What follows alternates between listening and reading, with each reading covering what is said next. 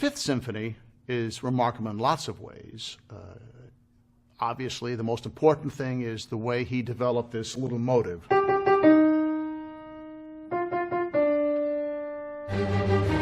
Think about the audience hearing these notes, just played by the clarinets and the strings. And he takes these notes and he develops them throughout the whole movement. And in fact, with the exception of the second movement, that little motive is played in every movement. Something unusual for the time. When you're listening to the symphony, you don't really realize that that motive is going on all the time. You don't even know where it comes from some of the time. And in a way, I guess you're not supposed to. You're just supposed to hear it, and all of a sudden it's like, oh, this sounds familiar. This is recognizable. It somewhat holds together. But I thought I'd show you a little bit of what he does. Okay, so he takes this symphony, and he starts it. There's, in a sense, it's a wild energy because it's so much activity. There's these little moving notes constantly. There's no introduction. He just jumps right in. So you're in, and you hear this motive, which is, in a sense, of course, the first theme. And he, even though it's what we call the exposition, the first section of the piece, he develops it somewhat until the horns come in to introduce the second theme. So they play.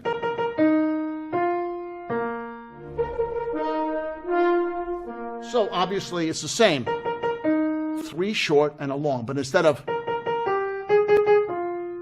it goes. So he expands the interval from to,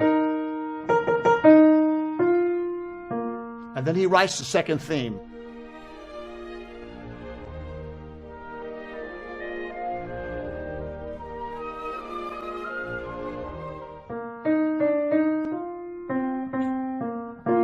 All within the framework of what the horns have just done.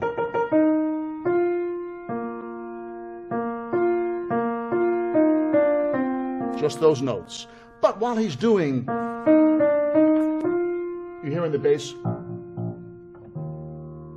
the same rhythm as the opening. If I didn't point it out to you, you wouldn't notice it. But if you listen to it, you'll see that you'll hear that cello and bass playing that motive underneath that second theme, which of course is a contrasting theme.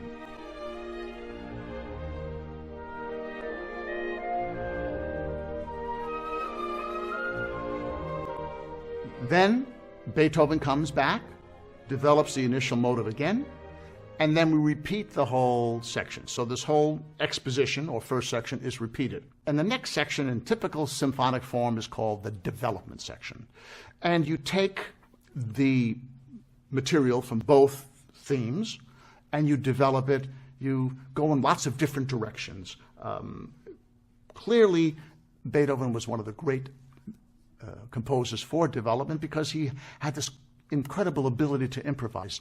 And in a sense, what you're doing when you're doing the development is you're improvising. You're going in new directions, you're adding new ideas and changing harmony and melodic contours and doing whatever you can do to keep the audience really interested and excited.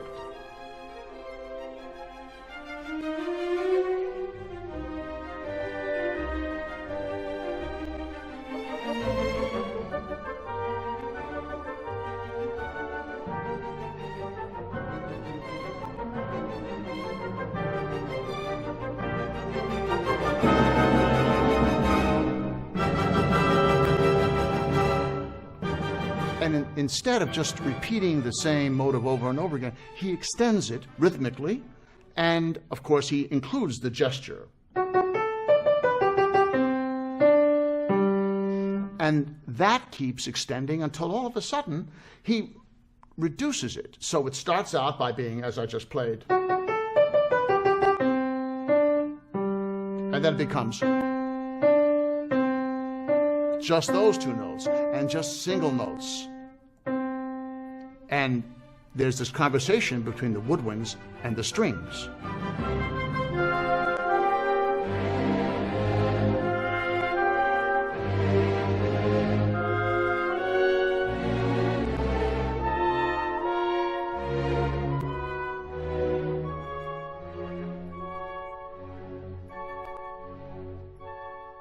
From 2 notes to one note, changes the harmony, and then he brings us back again with the same kind of excitement.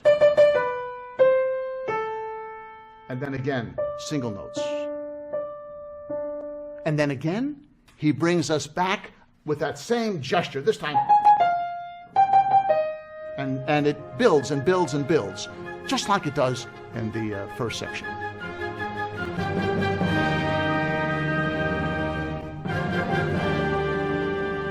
We've now arrived at what we call the recapitulation. So we've had the exposition, we've had the development, and now the recapitulation. The recapitulation traditionally is a repetition of the first section with a slight variant in harmony, but otherwise it's the same. And Beethoven does that. He has the same material, everything goes, and at the moment when we get to the big, where the violins hold this G, instead of the violins holding the G, a sole oboe holds that G. And then he plays a little cadenza.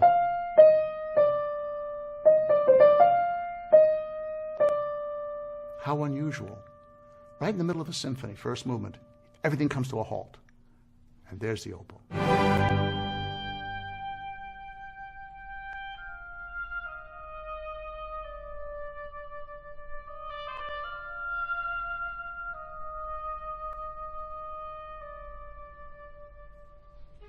After that, we have what would be considered a relatively normal recapitulation, and the movement comes to a remarkable conclusion.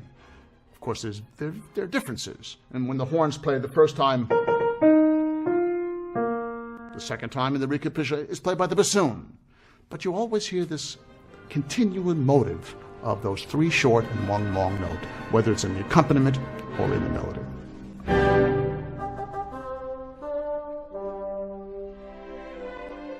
One other thing that's interesting is that